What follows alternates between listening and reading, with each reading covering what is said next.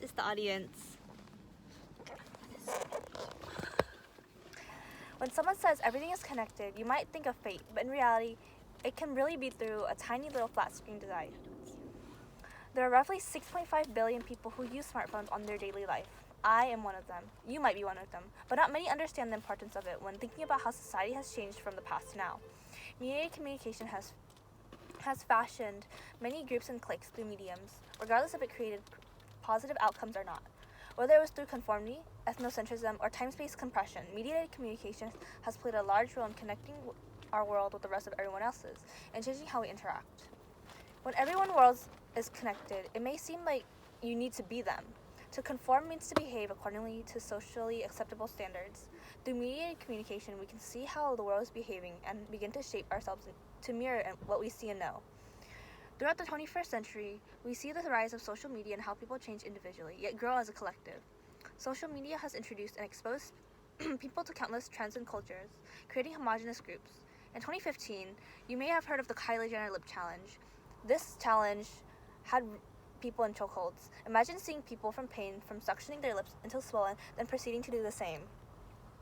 With the rise of pop idols in the East, we can also see idol culture intertwined with not only the artists, but fans and markets.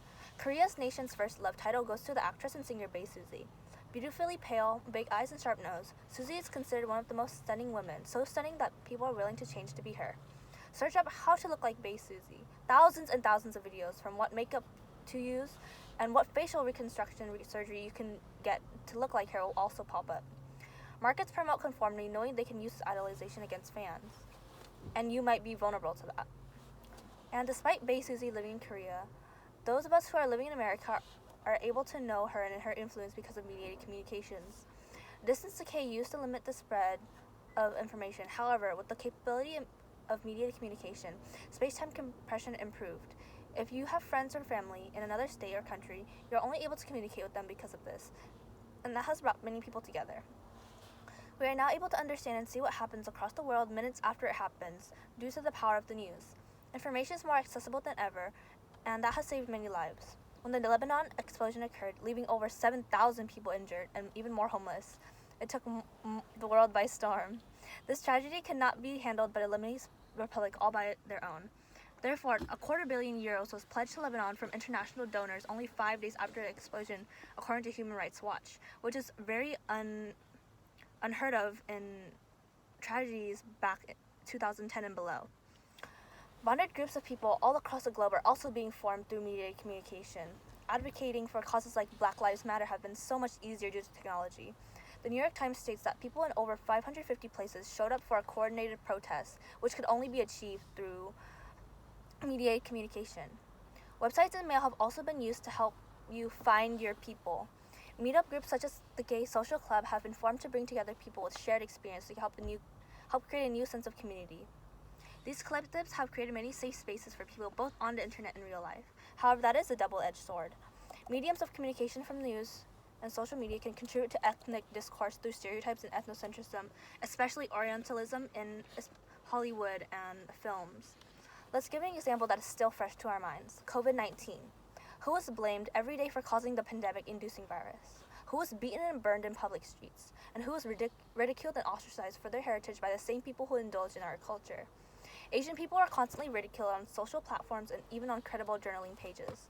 These misconceptions last a lifetime, as Chinese people are still seen and portrayed as disgusting and cheap. Why is Douyin makeup from a Chinese app made by a Chinese girl rebranded as Korean soft makeup? Why is that to make something sell better, you change its origin? Korean and Japanese culture are considered sacred and idolized, while Chinese and Vietnamese culture are downplayed and remarketed because it was not socially acceptable even to be these people.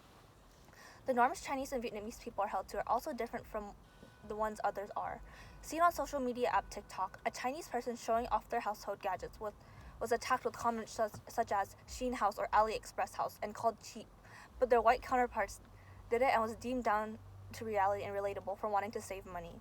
These double standards can be seen everywhere in the media and sources of information.